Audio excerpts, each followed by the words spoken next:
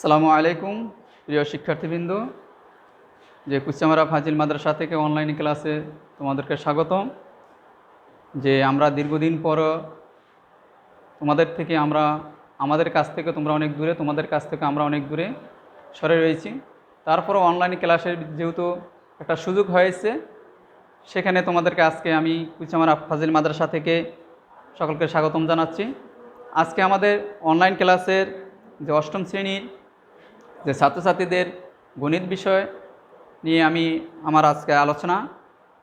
এখানে আমরা অষ্টম শ্রেণীতে তোমাদের যে পাঠ্যপুস্তক বই রয়েছে, এখান থেকে তোমাদের যে পাটিগণিতের ভিতরে তোমাদের 3টি অধ্যায় রয়েছে।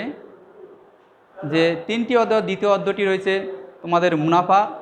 আমরা যদি দেখা গেছে দৈনন্দিন জীবনে যদি আমরা কোনো কিছু বেচাকেনা করি, সাথে আমরা সবাই জড়িত। এই বেচাকেনার ক্ষেত্রে গিয়ে আমরা হয়তো একটা দ্রব্য ক্রয় করি বা পণ্য ক্রয় করি, এই পণ্যটাকে আবার সেটা বিক্রি করি। এই ক্রয় এবং বিক্রি করতে গিয়ে দেখা গেছে যে কখনো আমাদের লাভ হয়, কখনো আবার সেটা ক্ষতির সম্মুখীন হতে হয়। লাভ কখন হবে? যখন আমরা একটা জিনিস ক্রয় করেছি, সাপোজ মনে করো আমরা 50 টাকা দিয়ে ক্রয় করেছি, যখন এটা আমরা বিক্রি করতে যাই, আমরা যদি 55 টাকা বিক্রি করি, তাহলে দেখা গেছে যে এটা আমার 5 টাকা লাভ হয়েছে। আবার একটা দ্রব্য যদি 50 টাকা দিয়ে ক্রয় করে আমি 40 টাকা বিক্রি করি, তখন এই ক্ষেত্রে দেখা গেছে যে ক্ষতি হয়েছে। তাহলে আমরা যদি লাভের বেলা চিন্তা করতে পারি, লাভ হবে বিক্রয় মূল্য যদি বেশি হয়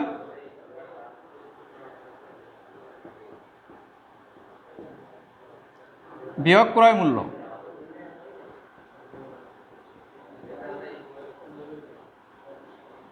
বিক্রয় মূল্য থেকে যদি ক্রয় মূল্য যখন কম হয়ে থাকে, তখন সেখানে আমরা লাভ হবে। আর যদি ক্ষতি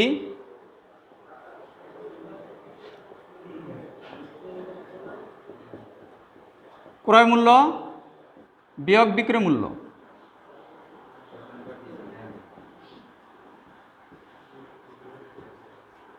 ক্রয় করছি বেশি টাকা দিয়ে, কিন্তু সেটাকে বিক্রি করছি আমি কম টাকা, তখন আমার সেই ক্ষেত্রে এটা ক্ষতির সম্মুখীন হয়ে গেছে, ক্ষতি হয়ে গেছে।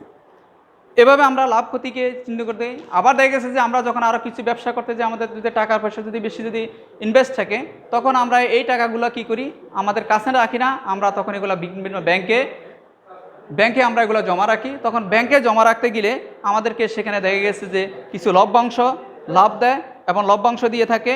সেই লাভগুলো আমাদের কি হয়, যখন আমরা দেখা গেছে যে প্রতি বছর যে লাভ কখন হবে, তখন আমাদের একটা নির্দিষ্ট হারে যে মুনাফার হার বা 100 টাকা এক বছরের জন্য আমি ব্যাংকে জমা রাখি, তাহলে 100 টাকায় এক বছরে যদি কিছু মুনাফা দেয়, সেটা হলো মুনাফার হার।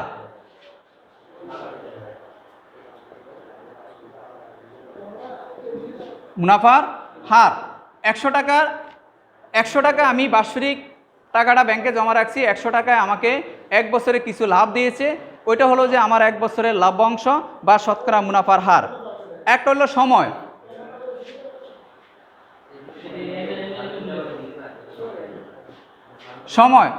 সময়টা হলো কখন আমি এই টাকাটা কয় বছরের জন্য রেখেছি, যে 1 বছরের জন্য রেখেছি না 2 বছরের জন্য রেখেছি, যে সময়ের জন্য রেখেছি, যখন আমাকে একটা লাভ দিয়ে থাকে, তখন সেটা আমাদের হবে সময়। আরেকটা হলো সরল মুনাফা, যেটা হলো সিম্পল প্রফিট। যে সিম্পল প্রফিটটা কখন, যখন প্রতি বছরের শুরুতে প্রারম্ভিক মজুরি আমার মূলধনটার ফেরে যদি কিছু লাভ দিয়ে থাকে, হিসাব করা হয়, তখন সেটা হবে আমার সিম্পল প্রফিট। এইগুলো করতে গিয়ে আমাদের কতগুলো জিনিসের প্রয়োজন।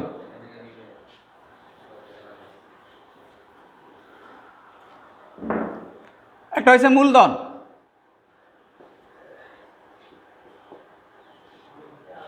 মূলধন বা আসল,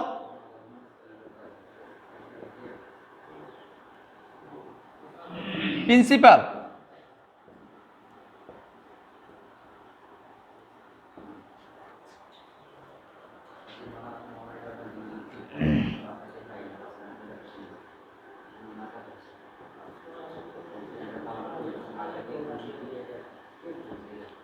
মূলধন বা আসল, সেটাকে প্রধান হলো প্রিন্সিপাল।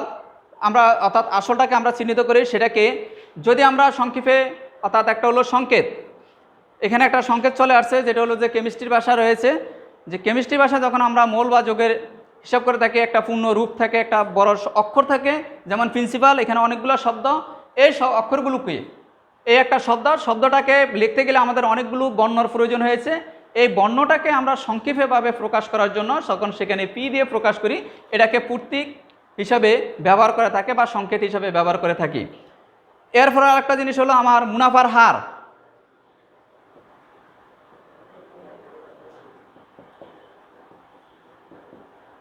এটাকে প্রকাশ করা হয় আর দ্বারা, মুনাফার হার, রেট অফ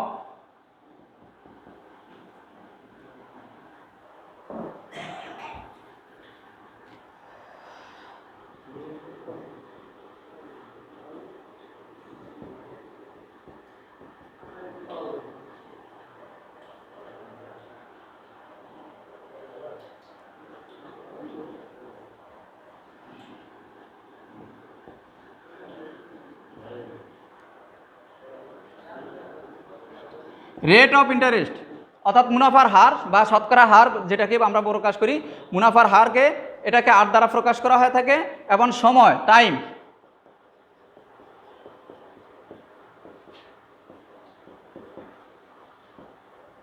আরেকটা জিনিস হলো যে মূলধন বা মুনাফা আসল, আরেকটা হলো সময়, মুনাফা,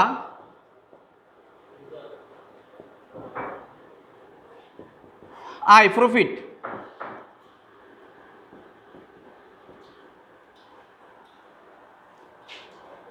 আর এই কটা জিনিস সংক্ষেপের পক্ষে প্রকাশ করা যায়। আর হলো টোটাল অ্যামাউন্ট, অর্থাৎ মুনাফা আসল।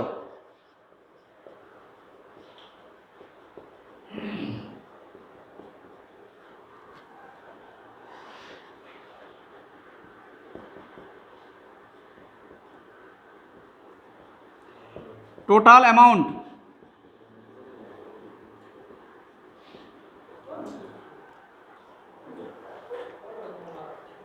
তাহলে এই ক্ষেত্রে যদি আমরা আমাদের এই অঙ্কগুলো করতে গেলে যে দুটি, অর্থাৎ শতকরা অকিকভাবে করা যাচ্ছে, আবার দুইটা সূত্রের মাধ্যমে প্রকাশ করা হচ্ছে। সেটা হলো, একটা হলো সরল মুনাফা,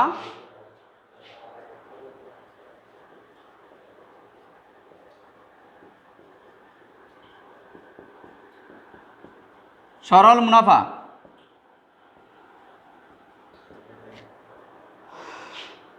আসল আসল ইন্টু মুনাফার হার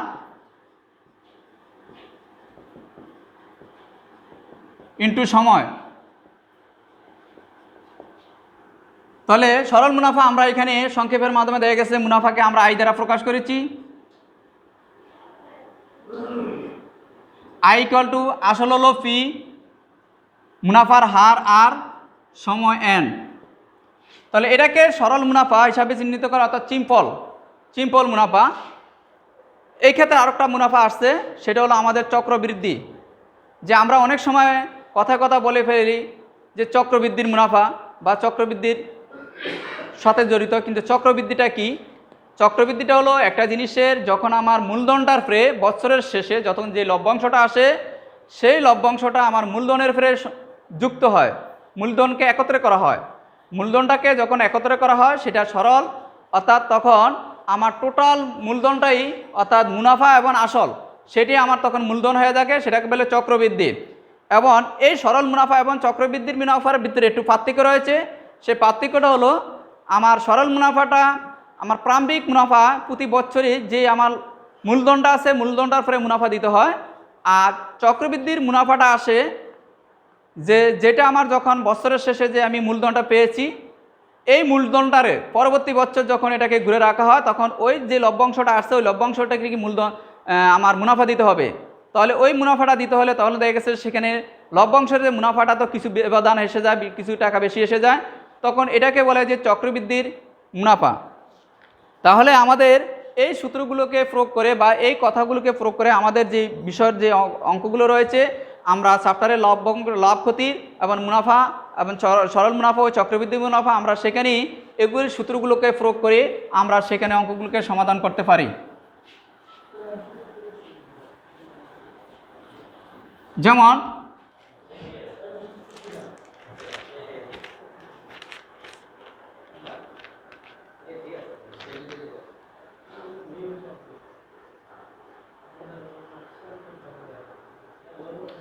এক ব্যক্তি 10,000 টাকা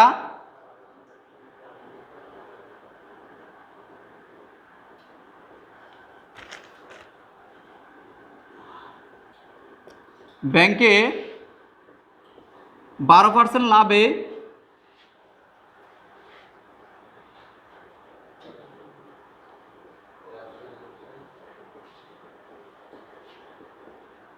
জমা রাখলো।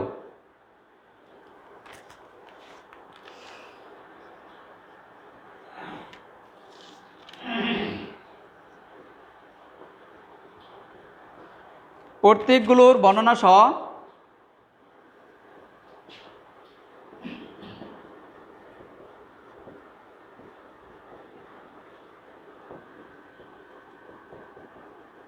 সরল মুনাফা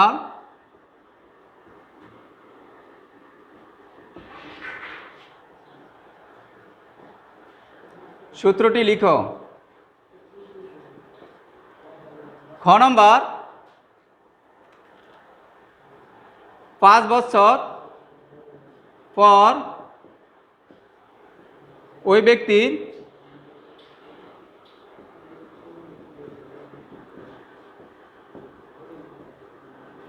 মুনাফা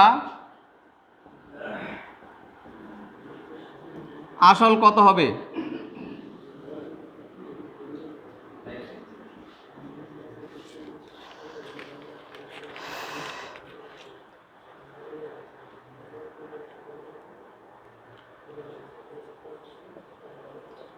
মুনাফার হার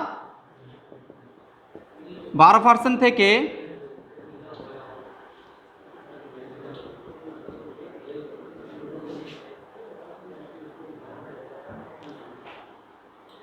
থেকে কমে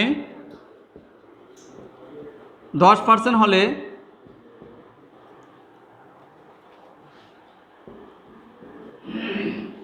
12,000 টাকার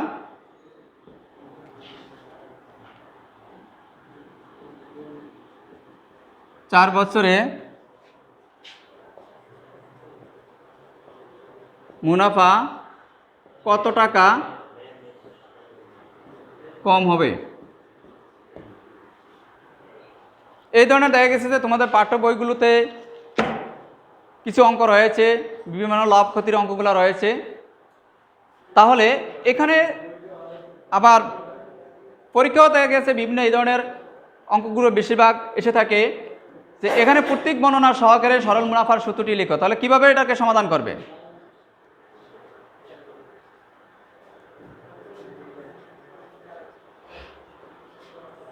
যেমন আমরা লিখতে পারি আমাদের আসল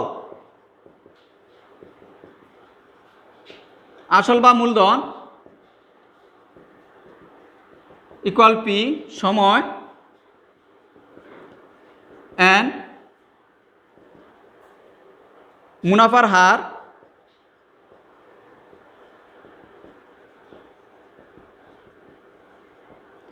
আর মুনাফা আয়। এখন যেহেতু চাইছে সরল মুনাফা, তাহলে সরল মুনাফার সূত্র হলো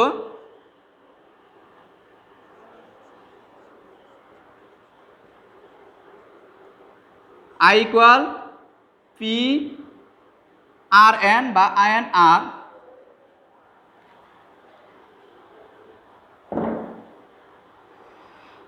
আর এন। পি হলো আসল, আর হলো শতকরা বার্ষিক মুনাফার হার, আর এনটা হলো সময়।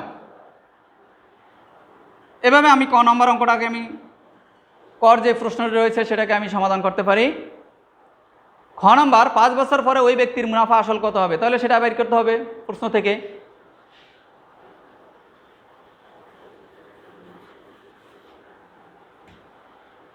খ,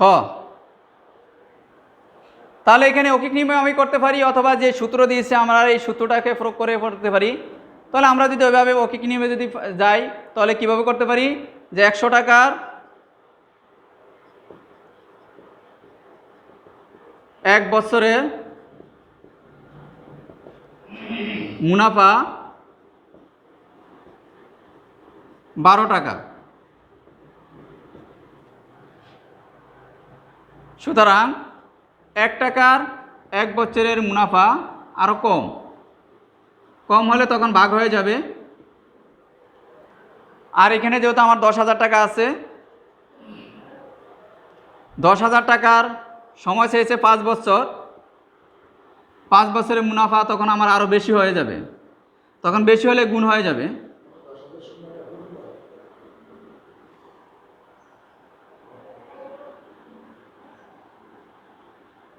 পাঁচ বছর নিচে হলে 100, তাহলে উপরে আমার সংখ্যা থাকে 12 ইন্টু 100 ইন্টু 5, 5 12 60, তাহলে 6,000 টাকা। তাহলে আমি মুনাফাটা পেয়েছি 6,000 টাকা।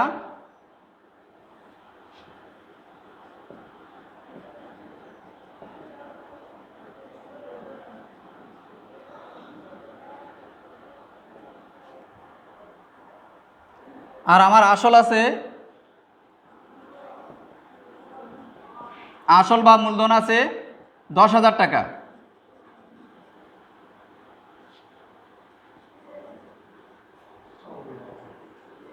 আমাকে যেহেতু বের করতে বলছে মুনাফা আসল,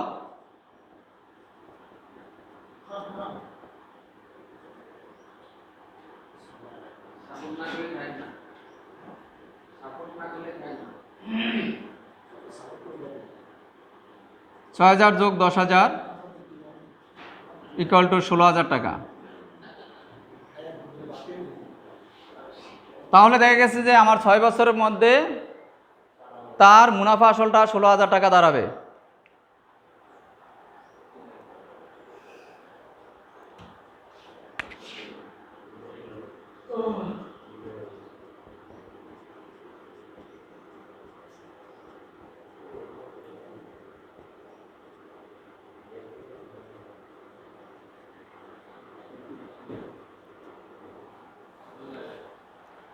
$16,000 টাকা।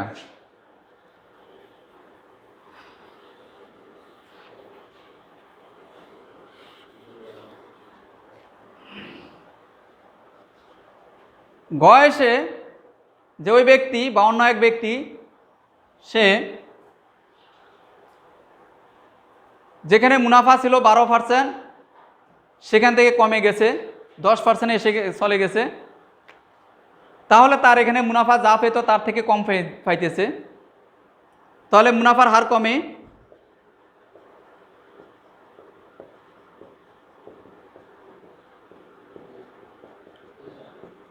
%, মাইনাস 10%, 10% ইকুয়াল টু 2%।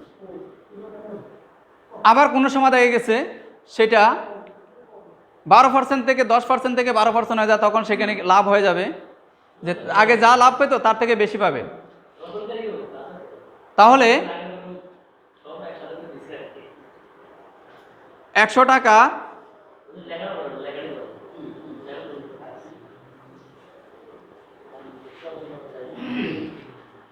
মুনাফা কমে 2 টাকা,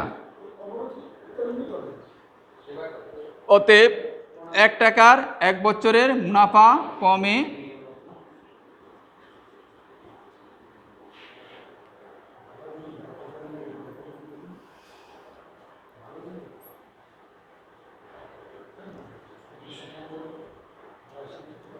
12,000 টাকা।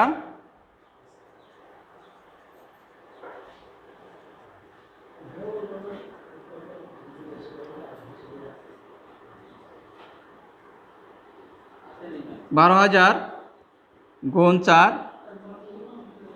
নিচে 100,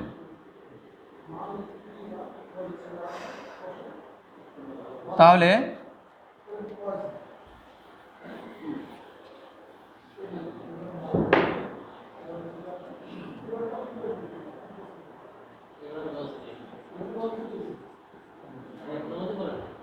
$1200 গুণ 4, 0 4 দুগুণে 8, 8 12 96, 960 টাকা। তাহলে তার যে লভ্যাংশ পেত তার থেকে সে আরও 960 টাকা সে কম পাইতেছে। তাহলে এভাবে আমরা যে আমাদের হিসাবগুলো অঙ্কগুলোকে আমরা সমাধান করতে পারি। তাহলে তোমাদের এই ক্ষেত্রে যেহেতু একটা অঙ্ক দিয়েছি এবং অঙ্ক করেছি, তোমাদের বাড়িতে একটা অঙ্ক তোমরা এইভাবে সমাধান করবে, যে সমাধান করতে জন্য চেষ্টা করবে যে কিভাবে করা যায় সেটা।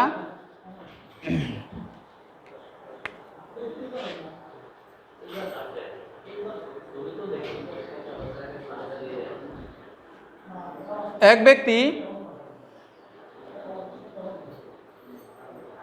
5,000 টাকা 8%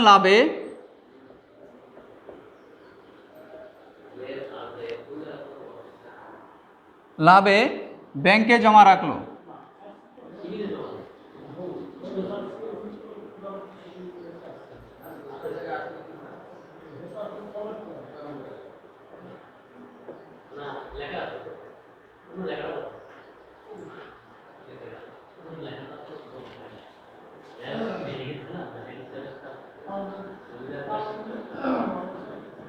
প্রতীকী বর্ণনা সহ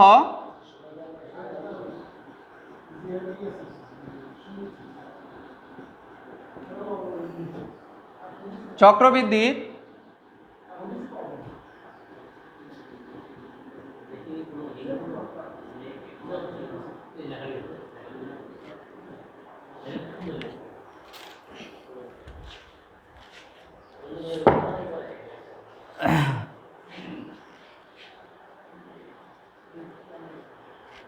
ক্ষতে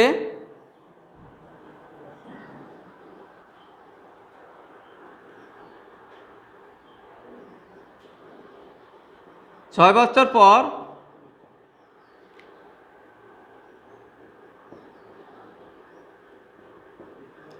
মুনাফা আসল কত হবে?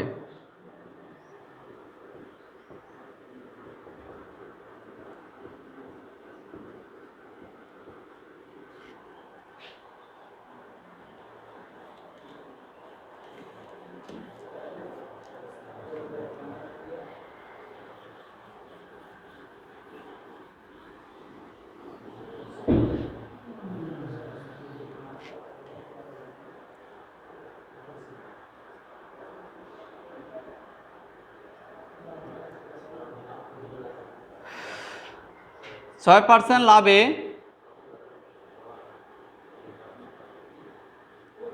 8,000 টাকা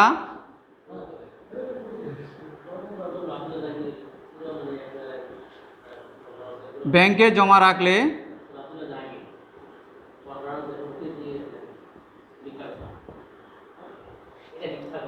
4 বছর পর চক্রবৃদ্ধি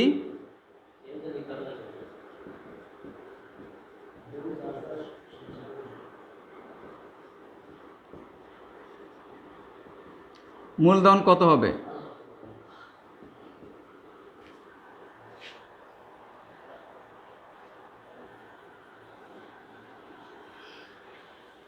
এক্ষেত্রে দেখা গেছে যে চক্রবৃদ্ধির সূত্রটা এমনি বলছিলাম, কিন্তু সেটা দেখানো হয়নি। যে চক্রবৃদ্ধির সূত্রটি হলো C = P ইন্টু 1+R/n, অর্থাৎ এখানে P হলো আসল টাকা এবং তার সাথে 1 + Rটা হলো শতকরা হার এবং Nটা হলো সূচক। আমার 1 বছরে হোক, 5 বছরে হোক, 2 বছরে হোক, 3 বছরে হোক, যা বলে তখন এই ক্ষেত্রে এটার মাধ্যমে হবে। তখন দেখা গেছে যে তোমার যে সরল মুনাফা এবং চক্রবৃদ্ধির মুনাফা ভিতরে কিছুটা পার্থক্য হবে, তফাৎ হবে, কারণ যেহেতু সেখানে আমার মুনাফাটারও লভ্যাংশটা দিতে হবে, প্রয়োগ করতে হবে।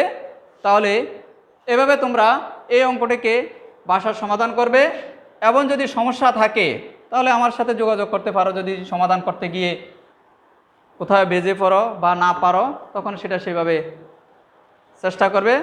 আল্লাহ হাফেজ। তোমাদেরকে আজকে আমি এখানে তোমাদের থেকে অনলাইনে ক্লাস থেকে তোমাদেরকে বিদায় নিচ্ছি। তোমরা পরবর্তীতে আবার আমার ক্লাস পাবে এবং সেখানে অংশগ্রহণ করবে এবং দেখবে। এই আশাবাদ রেখে সকলের সুস্বাস্থ্য কামনা করে আমি আজকে থেকে বিদায় নিচ্ছি। আসসালামু আলাইকুম রহমতুল্লাহ।